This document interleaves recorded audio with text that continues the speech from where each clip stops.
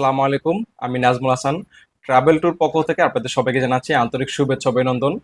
তো আজ আমরা মালয়েশিয়ার ভিসা সম্পর্কে কথা বলবো। তো মালয়েশিয়া কি কি ক্যাটাগরিতে ভিসা প্রদান করে থাকে এবং এই ভিসার মেয়াদ এবং আপনি এই ভিসাতে কতবার যাতায়াত করতে পারবেন এ টু জেড এই ভিডিওতে তুলে ধরার চেষ্টা করা হলো।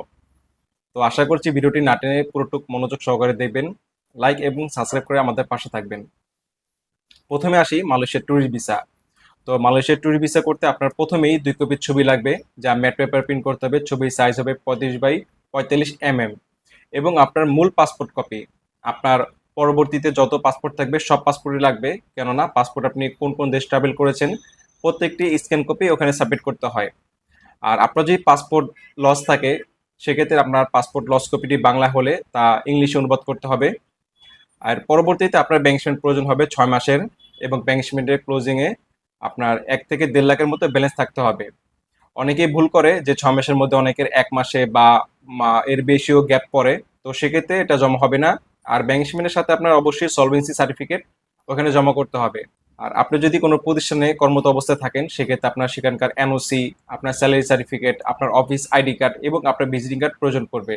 আর যদি আপনি নিজে ব্যবসা করে থাকেন, সেক্ষেত্রে আপনার ব্যবসার trade licence, visiting card, pad এগুলো সম্পূর্ণ প্রয়োজন পড়বে।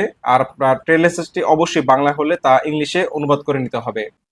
আর এখন আপনারা যদি আপনাদের সাথে আপনার ফ্যামিলি মেম্বারকে নিতে চান, আপনার ওয়াইফ, আপনার ছেলে অথবা বাবা মাকে নিতে চান, সেক্ষেত্রে আপনার ওয়াইফের ক্ষেত্রে আপনার নিকাটামা লাগবে, যা ইংলিশ অনুবাদ করতে হবে। এবং আপনি যদি আপনার ছেলে মেয়েকে নিতে চান, সেক্ষেত্রে তাদের স্কুলের স্টুডেন্ট আইডি কার্ড লাগবে। আর আপনার বাবা মা হলে সেক্ষেত্রে তাদের কোনো কিছু প্রয়োজন পড়বে না, আপনার উপর ডিপেন্ডেন্ট হলে সে অনায়াসে জমা করতে পারবে। আর মালয়েশিয়ার মেডিকেল ভিসার জন্য আপনার কোন হাসপাতাল দেখাবেন, সেই হাসপাতালে একটি ইনভিটেশন লেটার এবং আপনার মেডিকেলের সম্পূর্ণ ডকুমেন্ট জমা করতে হবে।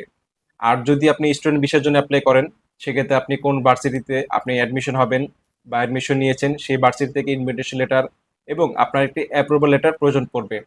সেক্ষেত্রে আপনি অনায়াসেই আপনি জমা করতে পারবেন মালয়েশিয়ার ভিসার জন্য। আর মালয়েশিয়ার ভিসাটি হবে ই ভিসা। এখানে আপনার পাসপোর্টে কোনো স্টিকার বা কোনো সিল বসবে না, এটি আপনি ই ভিসা হবে এবং এই ভিসার মেয়াদ থাকবে 6 মাস। আর এই ভিসাতে আপনি সর্বোচ্চ একবার স্টে করতে পারবেন, মানে আপনি একবার যাতায়াত করতে পারবেন।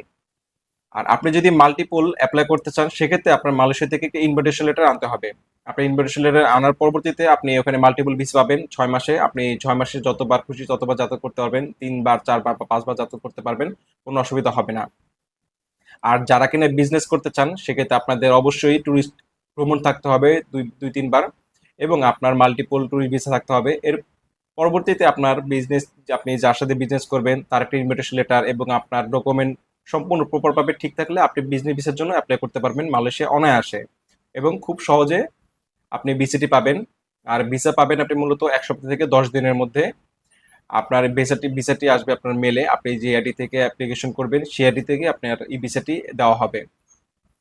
এখন আসি যারা কিনা ভিসাতে অ্যাপ্লাই করেছেন বা ভিসাতে আপনার প্রপার ডকুমেন্ট ঠিক নেই, আপনারা চিন্তা করতেছেন প্রথমবার এবং ফ্রেশ পাসপোর্টে ভিসা হবে কিনা। তো তাদের ভিসার আশ্বাস দিচ্ছি আমরা। যারা এজেন্সি আছেন বা যাদের কিনা পাসপোর্টের সমস্যা বা কোনো কারণে আপনারা জমা করেছেন জমা হয়নি, বা আপনারা ভয় পাচ্ছেন যে আপনার ফ্রেশ পাসপোর্টে ভিসা হবে কিনা, তো সেই আশ্বাস দিচ্ছি আমরা। খুব সহজে এবং নির্ভুলভাবে এবং দুশ্চিন্তা মুক্তভাবে আমরা আপনাকে ফ্রেশ পাসপোর্টে এবং কোনো পাসপোর্টে যদি সমস্যা থাকে, সেই সমস্যার সমাধান করে আমরা আপনাকে ভিসা দিতে পারবো অবশ্যই, ইনশাল্লাহ। তো আশা করি আপনাদের যদি কোনো প্রশ্ন থাকে বা যদি কোনো জানার আগ্রহ থাকে, অবশ্যই আমাকে এসএমএস করবেন। এবং এই ভিডিও ডিসক্রিপশনে আমার মোবাইল নাম্বারটি দেওয়া হলো। যাদের কোনো ইনকোয়ারি বা কোনো কিছু জানার প্রয়োজন হলে আমাকে অবশ্যই যোগাযোগ করবেন। তো আজকে এই পর্যন্তই। আগামী ভিডিও দেখার আমন্ত্রণ জানাচ্ছি। আল্লাহ হাফেজ।